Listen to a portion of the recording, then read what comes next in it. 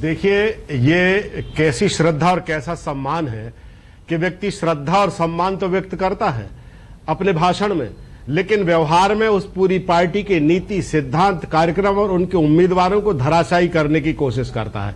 पूरा का पूरा प्रचार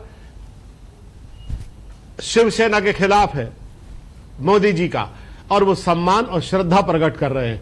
मेरा ये कहना है कि बड़ी चतुराई से वो मराठा सेंटीमेंट को उभार कर समान विचारधारा के वोट जो बट रहे हैं उनको अपनी तरफ पोलराइज करने की कोशिश कर रहे हैं।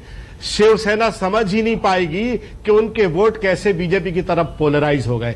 दूसरी बात मैं ये कहना चाहता हूं कि मोदी जी जो भी भाषण देते हैं ठीक इसके विपरीत काम करते हैं।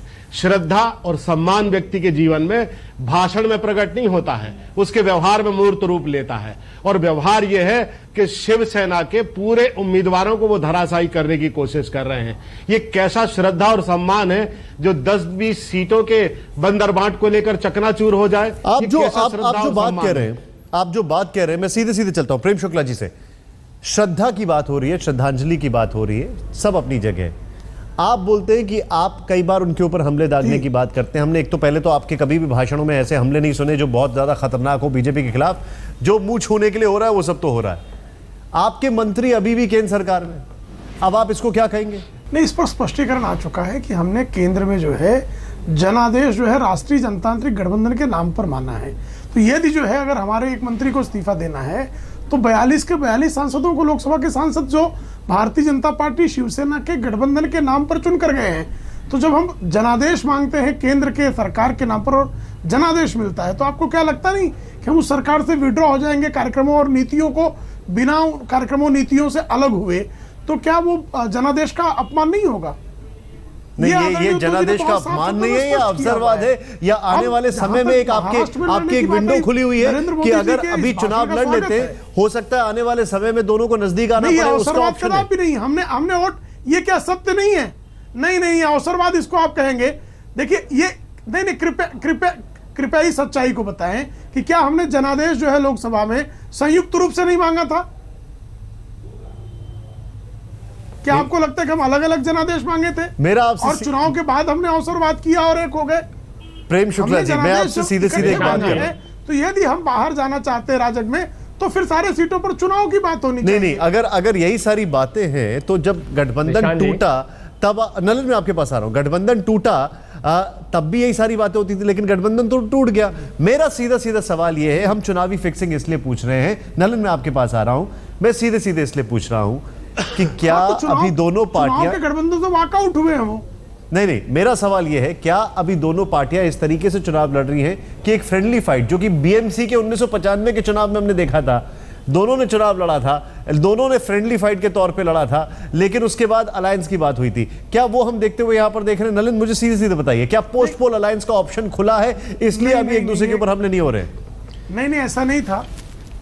ये सारी सोच जो है, इसको हम आशावादी सोच इसलिए नहीं मान सकते 1992 के महानगर पालिका चुनाव में कोई फ्रेंडली फाइट नहीं हुई थी। नलिन बताइए। मैं ये कह रहा था निशान जी, ये ऐसा है, सबसे विचित्र बात यह है कि 15 साल बड़ा लंबा समय होता है। जब हिसाब का समय आ गया है, निराशा की एक सरकार रही है यहां पे, तो 15 साल के बाद कांग्रेस एनसीपी की भाषा देख लीजिए। वो अपनी बातें ना करके ये पूछ रही है कि भाजपा जो है शिवसेना पर वार क्यों नहीं कर रही। मतलब क्या ये पूरा चुनाव इसी मुद्दे पे लड़ रहे हैं क्या? कोई इनके पास, जनता के पास और कुछ नहीं है? जब हम स्पष्ट कर रहे हैं हमारी लड़ाई तो एनसीपी और कांग्रेस के साथ पहले दिन से है, लेकिन कांग्रेस एनसीपी के पास नहीं, तो फिर नलिन ये बताइए, एक मिनट नलिन, आपकी लड़ाई, एक मिनट नलिन, मैं रोकूंगा, आपकी लड़ाई कांग्रेस एनसीपी से है, क्या आपकी लड़ाई शिवसेना से नहीं है? हमारी लड़ाई हमारे बहुमत की है। यहां प्रदेश के अंदर में एक नई सरकार की स्थापना की है, अपनी युति की हम लड़ाई लड़ रहे हैं। शिवसेना अलग से अपनी लड़ाई लड़ रहे हैं। अब ये तो मुझे ये जवाब दीजिए, क्या आप शिवसेना से लड़ाई कर रहे हैं कि नहीं कर रहे? मुझे सीधे नलिन, लेकिन हमारी लड़ाई मेरा बड़ा सीधा सवाल है आपसे, सरकार को बदलने की। जवाब हां या ना में आ सकता है। क्या आप शिवसेना से लड़ाई लड़ रहे हैं या नहीं लड़ रहे हैं? अरे बिल्कुल लड़ रहे हैं। जब चुनाव में दो कैंडिडेट आ जाते हैं दो पार्टियों के, तो आप आमने सामने वोट अपने लिए मांग रहे हो तो लड़ाई मानी जाती है। लेकिन हमारी लड़ाई जो राजनीतिक लड़ाई है वो तो स्पष्ट रूप से कांग्रेस एनसीपी के खिलाफ है, जिनकी सरकार है, जो सत्ता में है और जो काम नहीं किए महाराष्ट्र के लिए। आपने जो बोला है, एक मिनट, क्या प्रेम शुक्ला जी, सीधे सीधे मैं आपसे जानना चाहता हूं, जो अभी नलिन बोल रहे हैं कि मुख्यतः लड़ाई कांग्रेस और एनसीपी से है, क्या आप भी ये मानते हैं आपकी लड़ाई बीजेपी से है कि नहीं है? क्योंकि सीधे सीधे जो एक वोटर है वो तो यही समझ रहा है कि केंद्र में उनके मंत्री बैठे हुए हैं, वहां पर एनडीए का नाम जपते हैं, और अगर राज्य की बात आती है तो क्योंकि उद्धव ठाकरे को मुख्यमंत्री का नाम नहीं दिया इसलिए अलग हो गए, ये तो अवसरवादी है। तो आपका क्या कहना है? सीधे सीधे जवाब दीजिए। नहीं, एक सीट को छोड़कर बाकी सीटों पर हम भारतीय जनता पार्टी के खिलाफ भी लड़ रहे हैं, कांग्रेस और एनसीपी के खिलाफ भी है। संकट एक बहुत मशहूर शेर है अहमद फराज का, तुम तकल्लुफ को भी इखलास समझते हो फराज, दोस्त होता नहीं हर हाथ मिलाने वाला। ये आप खैर ये सारी भाषा आप जो भी, मैं आपकी इस चीज पे थोड़ा दाद ही दे सकता हूं, लेकिन जो ग्राउंड रियलिटी है वो थोड़ी अलग है। आप क्या कहेंगे मुकेश जी? आपने दोनों को सुना। देखिए, मैं ये कहता हूं कि ये बिल्कुल अवसरवादी बातें हैं और इसमें कोई दम नहीं है, और ये पांचों उंगली अलग अलग दिखाई देती हैं, खाते समय ये एक हो जाती हैं। केंद्र में ये कह रहे हैं कि हमारे मंत्री बने रहेंगे, राज्य में हम एक दूसरे के खिलाफ चुनाव लड़ेंगे, जबकि पहले कभी इनके बीच में ऐसा नहीं हुआ। कांग्रेस के एलाइज तो एलानिया राज्यों में अलग अलग लड़ते थे और सेंटर में एक साथ रहते थे और चुनाव के पहले ये बात कहते थे। लेकिन बीजेपी शिवसेना का ये बड़ा बेमेल ये व्यवहार है, और मुझे नहीं लगता कि इसके क्या परिणाम आएंगे। नलिन, आपका रिएक्शन इस पर?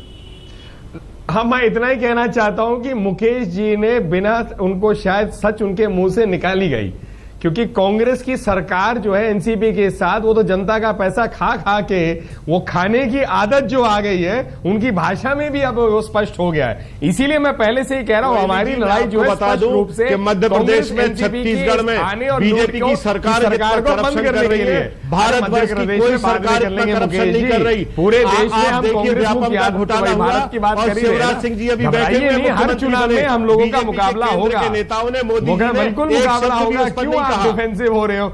आपने खाने की बात की, मैंने की नहीं। आपके मुंह से यथायथ शब्द निकल गया, कई बार सत्य निकल जाता है, इसमें कोई बुराई नहीं है। हम भी वही कह रहे हैं जनता को कि आपकी सरकार यहां जनता का पैसे खा खाकर लूट कर करके महाराष्ट्र को कहां से कहां ले आई है। मैं यहां पे एक चीज जानना चाहता हूं नलिन, मुझे एक चीज बताइए, क्या आज की तारीख में जो भी परिस्थितियां हैं, देखिए राजनीति में हाइपोथेसिस को कभी भी इग्नोर नहीं किया जा सकता, इसको कभी भी नजरअंदाज नहीं किया जा सकता है। क्या आज की तारीख में बीजेपी का शिवसेना पर हमला नहीं करने का खासकर वजह यह है, क्योंकि एक भी रैली में शिवसेना के ऊपर हमला नहीं होते हुए, उसकी वजह यह है कि बीजेपी को इस बात का डर है कि वोट पोलराइजेशन हो जाएगा, बल्कि जो मराठी वोट है वो शिफ्ट कर जाएगा, इसलिए बेहतर होगा ना किया जाए? या श्रद्धांजलि के नाम पर आप ये कह रहे हैं, तो फिर क्या इसका मतलब है कि कोई अंडरस्टैंडिंग है? इसको रिवर्स देख लीजिए आप। कांग्रेस और एनसीपी की इच्छा और सोच यही है कि ये पूरा चुनाव जो है महाराष्ट्र में उनके शासन और उनके प्रदर्शन और जो नए घोटाले हुए इन पर ना होकर इस पर हो जाए कि शिवसेना भाजपा अलग हो गए। वो तो रियलिटी है, अलग हो गए, लेकिन उसका ये अर्थ थोड़ी ना कि चुनाव के जो असली मुद्दे हैं उनको हम नजरअंदाज कर देंगे।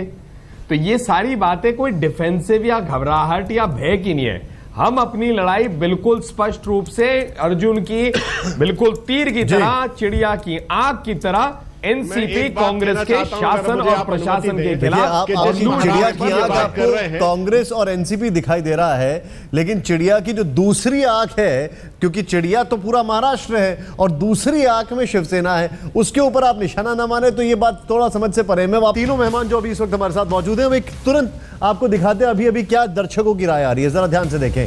51% लोग कहते हैं चुनाव फिक्स है और सिर्फ 49% कहते हैं कि चुनाव फिक्स नहीं है। नलिन, आपका रिएक्शन, क्विक रिएक्शन इस पर। 51% लोग, आप देख रहे हैं एक बहुत बड़ा तबका ये कह रहा है, मोर देन हाफ ये कह रहा है कि ये चुनाव फिक्स है। जी, टू क्लोज टू कॉल कहूंगा, कोई बात नहीं, जनता की एक राय होती है। इसमें मैं ये जानना जरूर पसंद करूंगा कि ये राय कहां से आ रही है। महाराष्ट्र से या महाराष्ट्र के बाहर। ओ। क्योंकि हो सकता है कि महाराष्ट्र के अंदर में जहां पर हमारी राजनीतिक लड़ाई है ऐसा संदेश ना हो। महाराष्ट्र इंक्लूडेड है। प्रेम शुक्ला जी, आपका रिएक्शन इस पर? हाँ, इंक्लूड होगा वही ऑफ द टोटल। नहीं, हम निश्चित तौर पर पूरी तरह से अकेले के बल पर 150 सीटें लाने के लिए प्रतिबद्ध हैं और शिवसेना सबसे बड़े दल के रूप में, अकेले के रूप में जो है आदरणीय उद्धव जी को मुख्यमंत्री बनाने में कामयाब होगी। हमारी लड़ाई स्पष्ट है। मुकेश जी, आपका रिएक्शन? आप अभी मानते हैं चुनाव फिक्स है? देखिए, महाराष्ट्र भारतवर्ष में बीजेपी के जितने राज्य हैं उन राज्यों में सबसे ज्यादा पूरे देश में विकसित राज्य है। शिक्षा, स्वास्थ्य, प्रति व्यक्ति आय, डोमेस्टिक प्रोडक्शन, सभी क्षेत्रों में महाराष्ट्र बीजेपी शासित राज्यों से आगे है। सर ये तो भाषणबाजी हो गई। खैर, बहुत मैं रोकूंगा आपको। ये तो भाषणबाजी हो गई। लेकिन नलिन, आपका रिएक्शन, क्विक रिएक्शन जल्दी से बताइए। एक क्विक लाइन में बोल देता हूं, यहां 3700 किसान आत्महत्या करते हैं और साथ में मुकेश जी आए मध्य प्रदेश से, वहां 20% साल का एग्रीकल्चरल ग्रोथ रेट है, एक ही वाक्य में। आप तीनों का बहुत बहुत शुक्रिया। आप तीनों का बहुत बहुत शुक्रिया। पोल आ चुका है, दर्शकों ने कह दिया है कि वो क्या कह रहे हैं, लेकिन आपको सिर्फ इतना कहना चाहेंगे, दोस्त वो नहीं जो पास आ गए, दुश्मन वो नहीं जो दूर चले गए। ये सियासत है, आने जाने से नहीं बनते दोस्त या दुश्मन।